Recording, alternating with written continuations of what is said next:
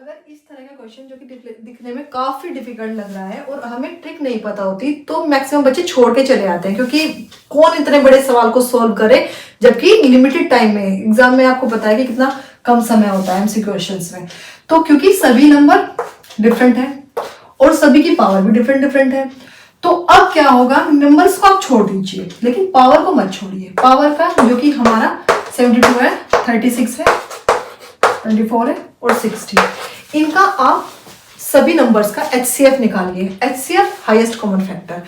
आप ये भी समझ सकते हैं हाईएस्ट कॉमन फैक्टर को कि जो नंबर ये आने को तो 2 के टेबल्स में भी आ रहे हैं, तो आप कहोगे कि मैम 2 भी तो इनमें कॉमन है, लेकिन 2 कॉमन है लेकिन स्मॉलेस्ट नंबर है 2 के बाद देखिए क्या किसी और के टेबल में भी आ रहे हैं, 2 के बाद हमें पता चलेगा कि 3 के टेबल में भी आ रहे हैं, तो क्या 3 सबसे HCF है, इसका हाईएस्ट कॉमन फैक्टर है।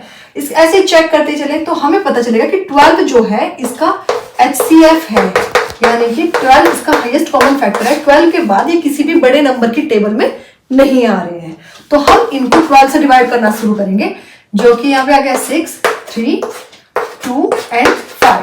अब ये हो गया 2 की पावर 6, 5 की पावर 3 एंड 11 की पावर 2 एंड 3 की पावर 5, है ना। तो अब हमारा 2 इंटू 2 इंटू 2 इंटू 2 इंटू 2, तो ये 6 बार 2 आएंगे, तो फाइनल आंसर आ जाएगा 64। ऐसे ही 5 की हम 3 बार मल्टीप्लाई करेंगे तो हमारा आंसर आ जाएगा 125। ऐसे 11 इंटू 11 करेंगे तो 121 आंसर आ जाएगा। ऐसे ही हम 3 की भी 5 टाइम्स मल्टीप्लाई करेंगे तो 3 इंटू 3 इंटू 3 इंटू 3 इंटू 3, तो आंसर आ जाएगा 243। कितना इजी है। अब इन चारों नंबर्स को आप देखिए और कोई अंधा भी ये बता पाएगा कि इनमें से बिगेस्ट कौन सा है। अगर हम उसको भी बताएंगे कि भाई ये इस तरह के 4 नंबर्स हैं और आप हमें इनमें से बिगेस्ट चूज करके दो, तो आप बता पाओगे कि ये हमारा आंसर हो गया।